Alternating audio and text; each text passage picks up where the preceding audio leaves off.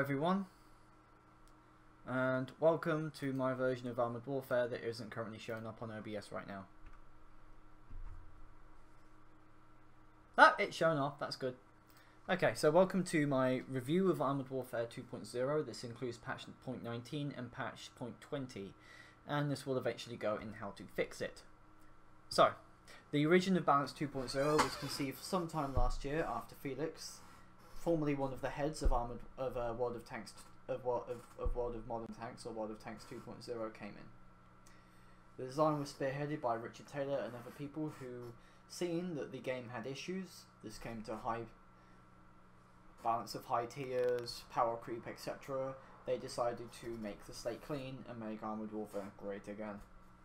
However, after Obsidian was fired, sometime in December to January, the project was taken over by a development team courtesy of Mail.ru, who are the publishers of this game. Mycom, which you have a MyCart launcher from, are the European segment of Mail.ru, but they do not develop the game. Mail.ru does. At this moment, I am unsure of which points of this patch and everything changed is Obsidian's work and what is Mail.ru's work. This may have been a completely fucked up idea from OEI. This may be a completely fucked up version of Mail.ru, or this may be some Frankenstein of both companies. I don't know, and I guess if I did know, it would be under NDA, so I wouldn't be able to tell all of you. So, Balance 2.0 was made to address a couple of things: high tier balancing, power creep, the economy, ammo, how shells work, player experience, experience of the game and other things, teamwork and matches.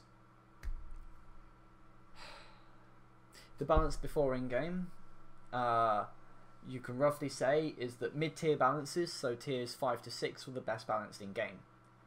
Up until then, the game took a huge shift towards MBTs and power creep in tier 7, with each class getting so much more powerful from tier 7 to 8, 8 to 9, 9 to 10, was that there was no real fun playing high tiers unless you were in a clan, or unless you were very good at the game. This meant that the average experience for newbies, or people who were playing the game, was one of kind of World of Tanks-ish, and you do not want to have an experience like World of Tanks. Low tier balancing was played by overpowered premiums, such as the Zalo and the AMX 1090p, as well as the fact that AFEs were, and tank destroyers were extremely powerful. So the game kind of shifted towards AFEs and TDs being powerful, the game being kind of balanced, and the game shifting towards a huge MBT domination. This was not a winning game formula. However, the game only needed some tweaks to be able to be balanced. The main focus was, like I said before, power creep, time to kill, reload times and damage, both of which form into time to kill. Now, Balance 2.0 was made to fix that. However, let's talk about the ammunition first. Now, Saber rounds previously were the second highest damaging type in the game. Saber rounds penetrated the best. They had better modifiers versus sloped armor. They could penetrate most types of cage armor in the RA. The penetration score kind of decreased at long range, but most of the time it didn't matter, and they were also the most accurate type. Heat rounds did more damage than AP rounds. However, they were really shitty versus sloped armor, and eventually things like composite armor made them absolutely useless to fight the front of vehicles. ERA completely negated them. They were used more for side and rear shots, and combined with the fact that there was a thing called critical hit in Armored Warfare, in which there were certain sections of vehicles that would take more damage than others, meaning that more often than not, if you shot someone with a heat round that did 600 damage and you critical them, it will do 800. Heat rounds and anti-tank missiles had the same property as heat rounds, however they were accurate. They were very accurate if you did them.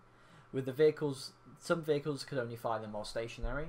Some vehicles could fire on the move with the same accuracy, and they did a hell of a lot of damage, the same damage as heat rounds. The problem being with missiles was that they did sometimes far too much damage. For instance, at low tiers, a missile would do 33% in one shot of a MBT's hit points, which had the highest hit points in the game, well, for their class. The Fox, for instance, a tier 5 AFV, would have a pair of missiles each doing 500 to 600 damage. And of course, when you've just done 1200 damage to a tank which only has 1600 horsepower hit points, it's not really that great. Later tiers, this came in the form of some whack balancing, such as the M1134, otherwise known as the Missile Dildo, or the Missile Striker, which was a missile-only vehicle. In order to make the missiles useful, they were insanely fast and did insanely high damage. However, being a tank destroyer, it still wasn't capable of taking on tanks for reasons we'll discuss later. Later on, we had things like the Terminator series, which had 4 shots, so like 4 clip of 600 to 700 damage missiles, which could do anywhere up to 2400 damage in 10 seconds, thus promoting heavy amounts of time to kill.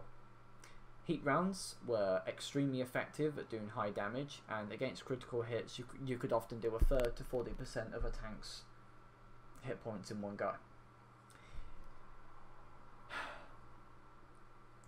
What we have, so let's take a look at the M1 Abrams, for example.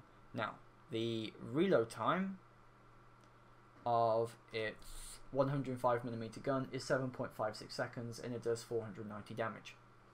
Before, it would have a reload time of 6 seconds, it would have 2000 hit points, and the damage would stay the same. The time to kill was extremely fast versus itself. So the objective was to lower damage, increase reload time, and make the time to kill heavier. We're talking about cannons here, not missiles or autocannons. However, it seems that the damage was equaled across calibers. So essentially we have a tier 6 M1 Abrams doing 490 damage, but due to the fact that the T-64A69 has a 125mm gun, it shoulders for 495 to 605.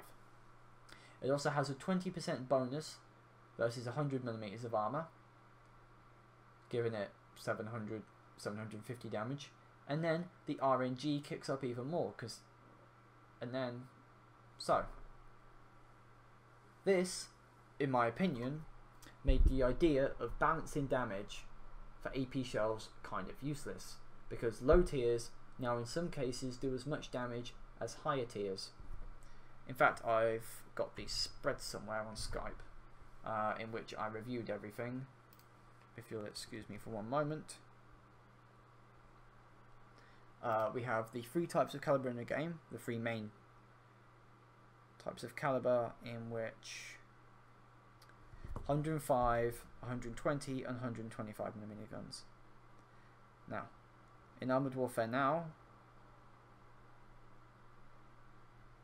the fuck is Science Stalker? So I send that to him.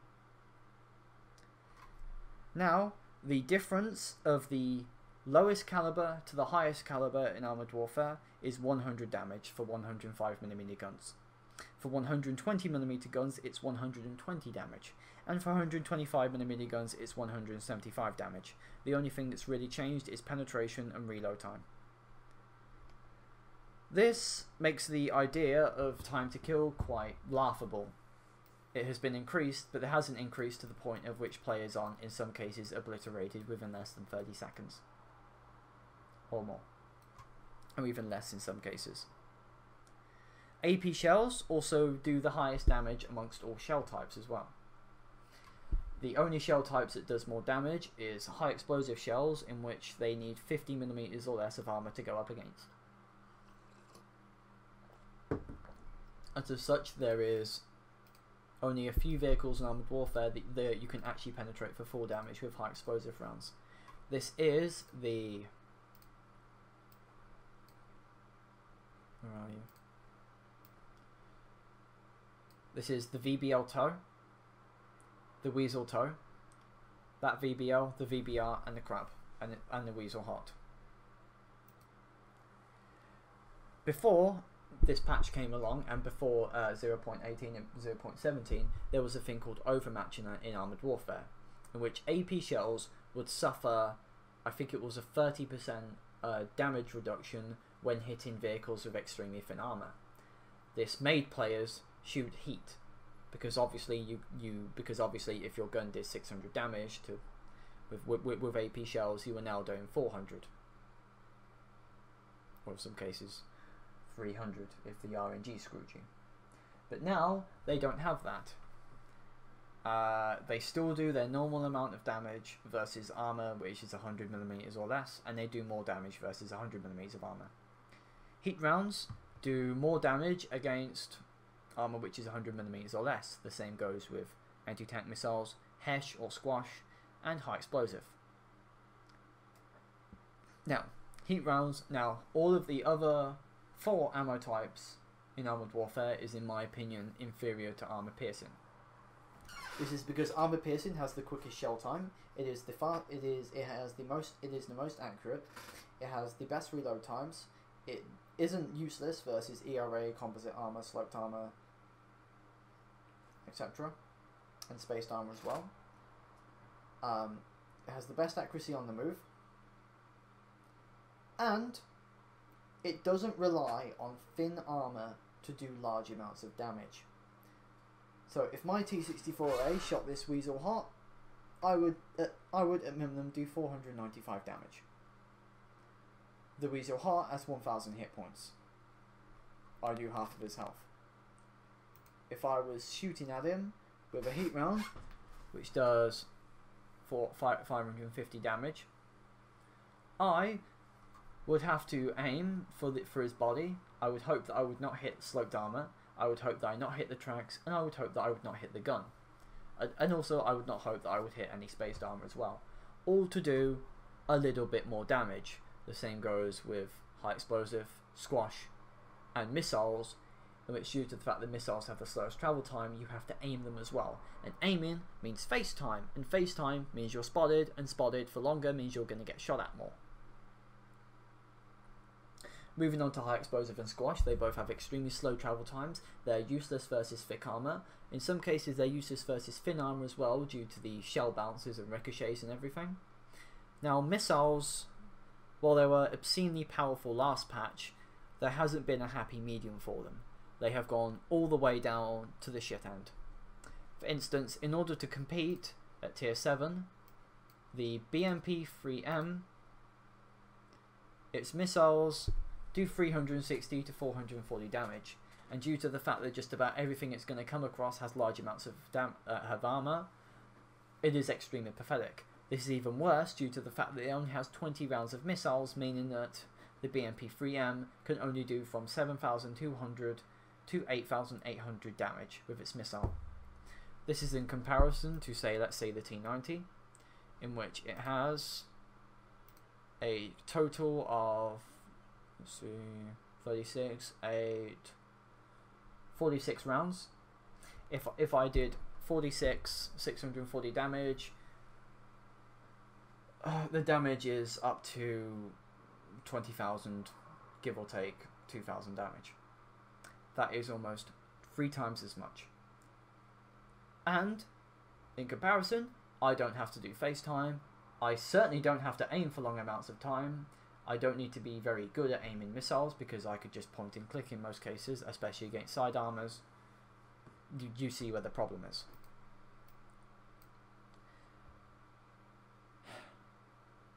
Right. Now we've talked enough about shell types, we're going to have a look at the UI. Now the UI was changed. A lot of the things that were available previously, so I would have recordings here, the UI was changed. The fact that now recordings are now in the dossier, I believe. I'm right there. So we're going to have a look at just some games, I guess. Okay, where's a good one? Total 20, TAU, Sheridan, Epic 25.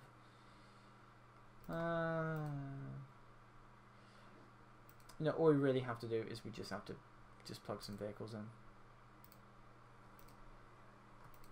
I know. I'm having issues looking at a game. Let's do this one. This is with the Sheridan. Now, let's have a look.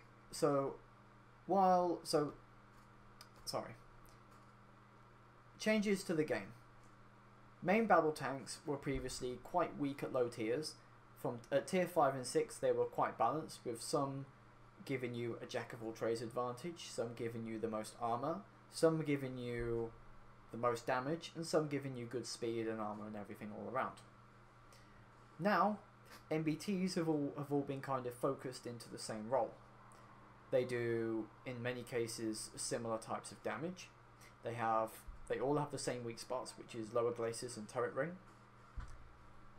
They all have good accuracy on the move. They all have good accuracy overall. They have low aim time, which means you're able to snapshot a lot more. And they're all reasonably fast. This means that MBTs are the dominant force now in armoured warfare. They can push. They are able to chase down AFEs and light tanks on most types of terrain.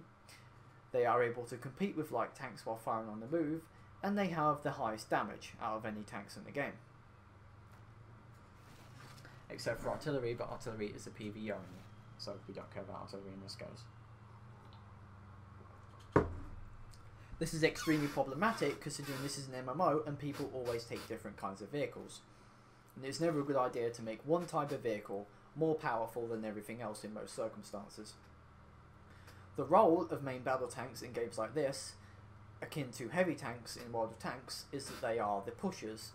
They may not have the best DPM, the best speed, but they give you the ability to push through a line of enemies if you're good, and to be able to give your team the follow-up advantage. Now, in Armoured Warfare, MBTs don't need other tanks to push. They have good spotting range, they have good speed, good armour, the things we touched before, they have good reload times, and they're able to push and keep pushing the enemy, making the use of other tanks in the game quite useless. Now, that was with a high explosive round from the Sheridan, which was not against 50mm of armour or less. That was a high explosive round against the M60A1. Do you see the huge difference of damage here? Now let's go on to light tanks. Light tanks have the best spotting view range in game. They are the second fastest, or just as fast as AFEs on rough terrain such as this. They have good accuracy on the move, I may have touched this before, and with the exception of the Sheridan and other vehicles in game, they have quite high hit points, and they have the same guns that MBTs do, and in some cases they reload a little faster, but with 105mm ones, their damage is less and their penetration is less as well. Light tanks are now the second most powerful class in Armoured Warfare, on average. You see me just shifting that shoulder over there. This is due to the fact that they have cannons, all the things I said above, and that with the nerf to AFEs and everything else, they are now the prime close quarters class. In some cases, this means that light tanks are the best carry class because of their high view range and the fact that they can outspot just about anything in the game. This includes AFEs, and especially when they're moving, in which they lose very little camo when moving. Okay, let's talk about this. Now, there are some light tanks in the game, such as the Sheridan, which was up-tiered and buffed. The Sheridan can now do up to 900 damage if it's high explosive rounds or more. It is fast, it has relatively weak reload time, but does that matter in some cases due to the fact that it's a 152mm gun. Other light tanks in the game have also had the large armor buff as well, meaning that they can in some cases bounce 125mm, 140mm, 105mm AP rounds from MBTs from the front. This also means that AFEs and everything else this means that autocannons in the game cannot penetrate them from the front due to their high armor. They can penetrate them from the front in some cases, but that is in very, very, very small weak points. This means that light tanks are better close combat fighters than AFEs, due to the fact that many light tanks, not the Sheridan here, have very good front armor, very good side armor, and they only have weak armor. And the fact that, especially with low HP vehicles like the Weasel, the Sheridan can simply do most of their hit points in damage.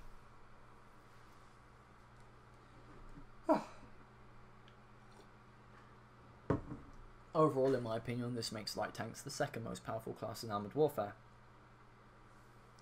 Now,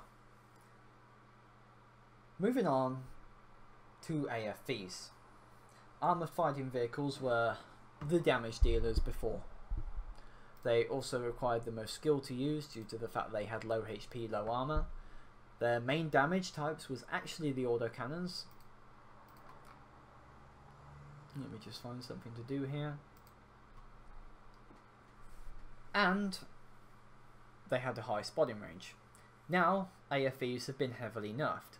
They have the lowest hit points of any class. Their missiles, in many cases, except for the Terminator series and extremely large ones, they only have 20 shots, which is extremely low damage for a missile, which is the only thing you can hurt MBTs, tank destroyers, and light tanks from long to medium distances. The missiles are also useless in close combat due to their tracking speed, their slow speed, and the fact that they're a heat missile. The fact they only get 20 shells, and for some ridiculous reason, autocannons are not very powerful in close combat either. Now, we're simply going to speed up here, and the Warrior, which is the Raden series in game, which is the worst type of autocannons in the game, they have a 6-shot clip of 45 damage with extremely low penetration. Now, even up against this BMD2 here, I barely scratch him. This BMD2, on the other hand, his missiles are better. They do 600 to 700 damage, while the Warrior's does 400 to 500. He has a 900 shot clip with no reload time, while the Warrior only has a 6-shot clip with a 1.6 second reload time. If the Warrior did not have the armor it has, I would lose in a fight against this BMD2. We are both vehicles of the same tier. His autocannon is in all cases better than mine. The Warrior before all this happened was an extremely skill dependent tank, and as you can see, I can only penetrate this guy from the rear with or from the very thin armor on the cage. I cannot penetrate his ERA with my autocannons. I cannot penetrate the back of his turret or the sides of his turret, I believe, and I have to get all the way behind him. Due to the fact that MBTs now have relatively high traverse speeds with both their turret and their hull, means that they can keep themselves safe and secure from AFVs, especially when they have high amounts of ERA and composite armor covering them. This makes AFVs into a bad position. The fact that they are now outspotted by light tanks, they are out DPM'd by everything else due to the fact that their autocannons and missiles are complete shit. Also, this guy somehow managed to do 600 damage despite the fact that I have 200mm of front armor. The AFVs are not in a good spot. They have been moved from the prime skill-based class of armoured warfare, to which was quite frankly overpowered, to now the weakest class. Everything in armoured warfare is in most cases better at doing an AFV's job than an AFV does, with light tanks also being the best spotters in game as well. Everything can outdamage you, just about most things can catch up to you, and everything has better usable DPM than you do. Now, there's a difference between theoretical and usable DPM. For instance, the T15 HIFV has 15,000 DPM with its autocannon. You're never going to use that because the autocannon is extremely weak and you're never going to be able to use it. While, in order to buff it, its missiles have a 1 second delay between firing. This doesn't help at all. Because now, while its missiles may be overpowered, the vehicle now completely falls flat on its face when facing composite armor, space armor, ERA, or any kind of APS. The vehicle is also so big that it can't even get around the sides, and you can theoretically outfight it in close combat. The same goes for a lot of AFVs as well.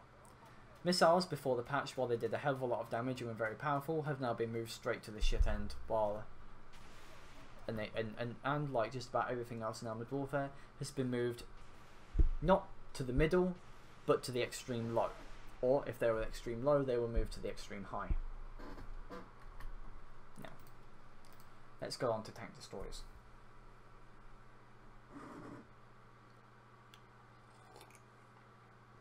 Just before I said before, AFEs in most cases cannot penetrate the front of tank destroyers. They cannot penetrate the front or side of light tanks, so they have to get behind everything.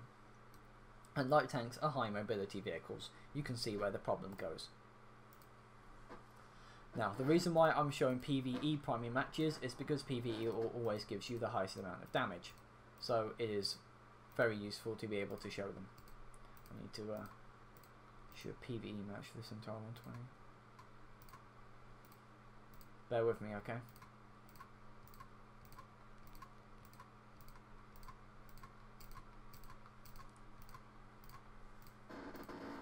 Okay, apparently we're having trouble finding them. Okay. Actually, let's take this entire 105 out. Now, tank destroyers have never been counters to MBTs in Armored Warfare at all during Balance 2.0. In 0.19 they had worse hit points, worse mobility due to the fact that they're wheeled on rough terrain. They have worse gun depression, in some cases worse accuracy, worse penetration and worse damage. Now they have the same of all of that, but now they have a clip which have pushed tank destroyers from being kind of crap to being counters to everything else but main battle tanks, except when they're firing at the side. This has turned them into effectively the Waffenträger line. They are all now Waffenträger E100s from World of Tanks. Now I hope you enjoy watching me fail on this map over and over and over again. However, their clip damage means that once they get to the side or they can penetrate everything, this makes them completely overpowered due to the high amount of damage they do. This doesn't help because they still can't penetrate MBTs or most MBTs from the front, but they can now counter everything else. As of such, like I said before, they have now gone from one extreme to the other. This entire 120, which you are not driving, in most cases being able to do up to 3000 damage, which is the max hit points for most vehicles in the game. Now, look at this M62000. There is nothing he can do right now because I've tracked him, and I have now done 1300 damage to him. He did one shot to me. This could have happened if he was any vehicle, and the only reason why I'm not showing another MBT was because he was the first one and the best example of doing that because it has no armor whatsoever, so it also goes for AFEs and TDs as well. Now, let's have a look at another example which will come up soon.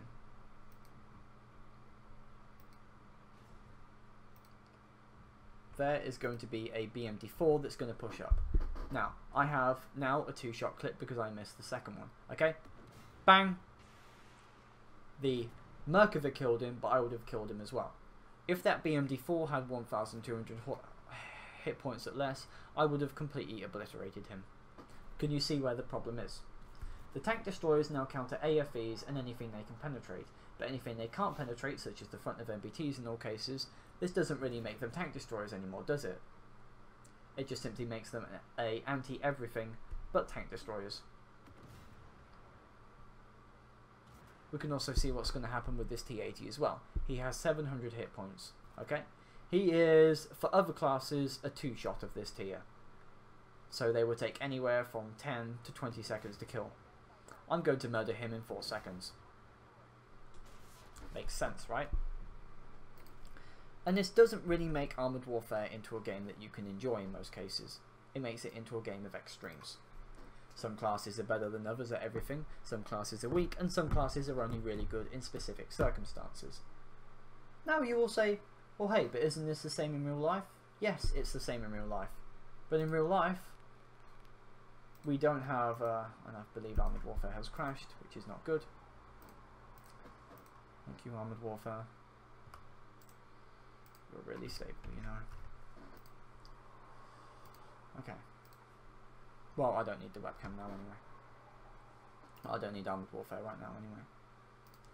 So, it's not a good thing because, like I said, the game has gone from one extreme to the other. Now, I have a set of proposed fixes. Number one, we're going to go by class first. MBTs should be the push class. They should have good frontal armor, but weak side and rear armour. However, the first third of their side armour to 2/3 of their side armour, so from 33 to 66%, should be protected against autocannons and light caliber guns, meaning that as an AFE you have to get behind them to do damage with your autocannon, but this also means that you can now do damage to them with the side. This also means that MBTs, such as when they're moving out of cover, do not get instantly destroyed by other units. MBTs should have the second highest damage of AP shells in the game, they should have the second highest penetration, and they should have the worst to a decent reload time, meaning that they are made for pushing and they can follow up, but to follow up they need to skill to acquire. The lines in MBT should also be drastically different from each other. Let's say, okay, let's put together the 4 basic lines of MBTs we had. We had the Abrams line, the Leopard line, the Challenger line, and the T line. Going from the T line, let's say for instance they should be the damage dealers, so they should be relatively fast, but they should have the weakest armour. They should have good penetration and damage, but they should have the worst reload time and accuracy, meaning that they have to get close, they can't be snipers. This makes them into a specific role in the game. The Leopard line should have the best frontal armour, but it should also have weak side and rear armour. It should also have the best accuracy on the move, but it should not be a sniper. This gives it a specific role in the game as a pusher, but it should not engage in close combat with other vehicles due to the fact that it has weak side and rear armour. This is the epitome of an MBT in real life, by the way. All the armour is concentrated on the front. The Challenger line. By the way, these lines, I'm calling them simply because they're easy to remember, and this does not mean this is how the specific vehicle should be in game. I'm simply doing this by role. The Challenger line should be fortresses of bricks. They should have the best armour in game. They could be invulnerable to autocannons from the side, meaning they are a close combat focus class, but they should also be slow as shit. They should have the worst guns, but they should still be able to, if a skilled player can do it, they should still be able to trade with other MBTs and come out on top. This, again, puts them into a specific role. And last but not least, the Abrams line. The Abrams line is now the best MBT line in game. Every single Abrams tank has a 52 to a 53% win rate higher or above. Before, however, they were one of the weakest lines, but you were able to customize the tank to how you wanted to play them. So if you wanted a accuracy build, a reload build, a fast damage focus build, or a mobility, another miscellaneous specifics build, you could put that vehicle into a role you wanted. This should be how they are in Armoured Warfare. They should have the highest number of retrofit slots, and they should maybe get a discount on purchasing retrofits and stuff. Meaning that once again they have a specific role in the game in which they are customized to how the player uses them, and they should be very difficult to play it unless you're good at them. Now, light tanks. Light tanks should have the best accuracy on the move verbatim. That's it, no arguments. They should be a mobility focused flanking build that has excellent DPM, excellent accuracy on the move. Their frontal armour should be invulnerable against autocannons generally, but they should be able to be still penetrated by autocannons from the front if you aim. Let's say for instance a Stingray, the upper glacis of the vehicle would have extremely good protection versus autocannons, but the turret, which is quite small, and the lower glacis should be weak as well. This gives the light tanks a specific role in the game. Specific role is intended and should be drummed into your head very much. Into which, like I said, they should be flankers, and they should be focused on moving and firing and moving, etc, etc, etc, etc. They should have the second highest view range in the game, and they should be able to outspot MBTs, but of course MBTs will be able to see them after they're fired, but this will give the light tanks a distinct first strike advantage. Moving on to AFVs. AFV autocannons should not be the extremity to what they were before, to the point of which we had vehicles with 300 RPM doing 150 damage per hit. This meant that in many cases before 2.0, a BMD4 for example was able to go behind an Abrams and murder it in 10 seconds or less. The DPM instead should be decreased, and AFV should have a clip. Let's say 10 rounds of 70 damage. This would mean that the AFEs would do a grand total of 700 damage, and they would have a 4 to 5 second reload time. This would mean that they will be focused heavily on burst damage, but they will still require face time to get those shots off. The missile capacity of AFEs should reflect the ammo capacity of cannons as well, meaning that they should have anywhere from 40 to 50 missiles to enable them to be able to hit targets at long and medium range, and to be able to counter other types of vehicles effectively, giving them the ability to be able to carry, which is what they can't do at the moment, but what they were able to do before patch. Now, there are many different types of AFEs in the game, and this is good. There are some AFEs which are focused on their cannons, on their autocannons, so obviously they should have good autocannons, but their missiles would be okay but not good. There are some AFEs which are focused on high speed spotting, so these AFEs should be focused on being as fast as possible and having good spotting range, and they will be focused to a more standoffish role. So their missiles and autocannons should be accurate, but they should not do as much damage as the other specialised vehicles. Missile-only AFEs should do relatively good missile damage, but they should be complete shit in close combat, but they should still be able to perform, but it is a risk. AFEs should be split historically, so low-tier AFEs should not be able to fire their missiles on the move. Higher tier ones should be able to, and they should not suffer an aiming loss when firing on the move. This will mean that players who are good at firing missiles should not be penalised for being able to be good at firing missiles.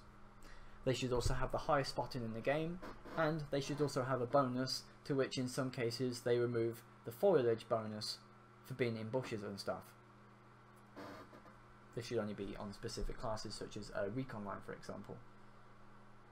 Tank destroyers should have the highest penetration and damage in the game. No questions. They are tank destroyers. They should have the best accuracy in game, they should have the best damage and the best penetration. However, their reload time should be a little longer than MBTs, meaning that while you can trade with MBTs, you can't sit there and just FaceTime them. They should have okay camouflage, but once firing, and say if one fired in a bush, the bush would only give it a protection of one shot. They may be able to fire a second shot, but after that they should be able to get out. They should be relatively fast, but not fast enough that they can outspeed every class. Speaking about speed, MBT should be the slowest, followed by tank destroyers, followed by light tanks, and followed by AFEs. However, I'm not asking for World of Tanks here. I am still asking for all classes to be able to move at 40 to 50 km an hour on all types of terrain. This is a modern game, and the game should reflect the higher engines and better technology. There should be no clips for tank destroyers except for ones in specific examples, and these clips will be low damage but good burst damage. Right. Now, the final class in the game is artillery, but it is a PvE only class, and to be honest, in my opinion, it should be removed as they don't really add anything to the game. They have high explosive damage and everything, but that's it really. It doesn't really help, and it doesn't really do anything to add to the game's experience. They can stay, but it's not really that much of a priority. Now we move to ammo types. Saber shells should not have a bonus damage when hitting armor. They should do the same damage standard when hitting thick armor, but when hitting thin armor, they should lose 30 to 40%, and in some cases 50% if it's really thin armor, of their damage. This would mean that AFEs, this would mean that when firing high, this would mean that MBTs and other cannon types in the game should use ammo types to which we fire onto heat rounds. Heat rounds should do a, let's say, a 10 to 20% bonus damage when firing up against thin armor, but it should not be a complete one-hit kill from them. They should not do any bonus damage, and they should be focused on doing. They should not do any bonus module damage, but they should be focused on doing damage only. Squash rounds would be the other side of heat rounds. They would not do much damage, but they would be able to do great module damage. However, firing at the front or sides of many vehicles, you would still not be able to knock their modules out. They will be perfect for causing engine fires when going at tanks from the back. They will be perfect at causing crew fatalities when shooting from a very thin armor, but they should not be able to knock out tanks in 1 to 2 hits. They should not be artillery from a lot of tanks in which they do amazing module damage and just piss the player off. That is bad game experience, and that should not be in Armoured Warfare at all. They should also be very good at tracking vehicles, in some cases being able to track vehicles, and in some cases with the highest damage being able to track vehicles in one shot. High explosive should only be useful for knocking modules out such as guns, and for doing damage versus thin armor. That's it really, it's high explosive rounds. They are also used, they should also be able to, let's say, be extremely good against fortifications or whatnot if that ever comes in game. Now, smoke grenades are fine where they are. But smoke grenades which take 80 seconds to reload should take 40. There should be no longer than a 40-second reload time for any smoke grenades in the game. Smoke grenades are what differs this game from World of Tanks and War Thunder, and as such it should reflect that. APS systems from the front should have... Okay, no, so let's put it this way. APS systems should be based on your field of view. APS warnings should come back in game, but they should not tell you where the APS is coming from. This would be up to you as the player to figure out where the missile is coming from. So, let's say I'm in a Leopard 2. My APS is defending me from a 70-degree angle, so like this. Okay? If an APS is coming from the right, I have to physically turn my turret and the missile goes pop. There should be no minimum range for firing missiles. This is fucking okay. There should be a minimum range for APS, but this should be at extremely close combat. So for instance, if I'm rubbing up against an MBT with my AFE from the rear for instance, and he has his turret pointed at me, his APS should not be able to intercept me. So for instance, they should have a minimum engagement range of 20 meters, thus meaning that missiles are now be able to be used in close combat. Onto other things. Critical hits should come back into game, but they should only be able to be used with specific ammo types. For instance, heat should only be able to do critical hits, while armor piercing should not. Squash should be able to do critical hits, but high explosive shouldn't be able to, due to the fact the high explosive is a only ammo type. In my honest opinion, high explosive is useless in the tank game, and squash replaces it in all implements anyway. The only use for high explosive would be doing damage to sloped thin targets, to which squash should bounce off. There should be no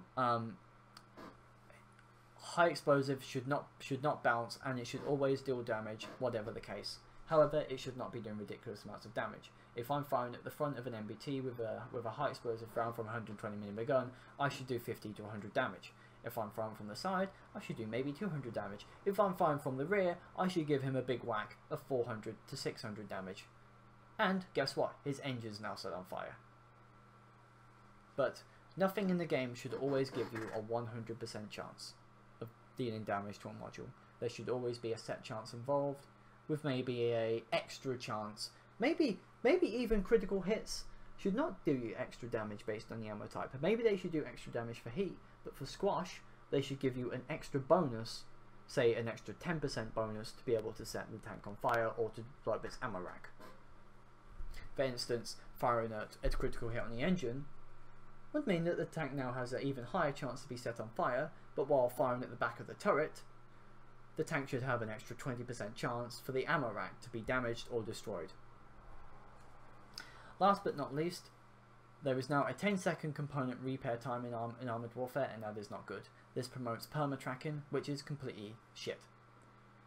There should be the highest time for you to be able to repair your tracks should be the normal reload time for a gun. So for instance, let's say the T80 reloads at 8 seconds.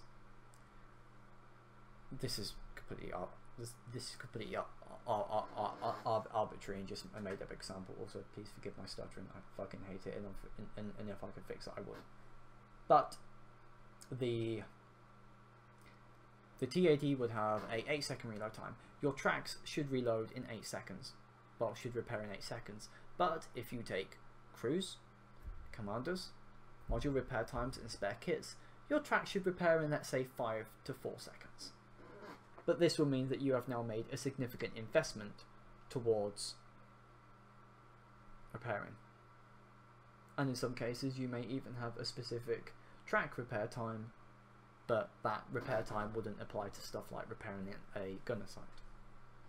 Now, the fixes I propose for Armoured Warfare are making the vehicles in-game towards a more specific role, but we're not talking about them making them so specific they're useless at doing everything else. This is a happy medium towards general purpose and specific roles. So we are here. As always, if I'm wrong or making any mistakes about any kind of stuff in-game, such as ammo, such as dealing damage to anything RNG ammo types, please feel to correct me, but you don't need to make a YouTube video where you nitpick everything I say. That's just called being a dick. I would like to thank you all for watching this 46-minute long video.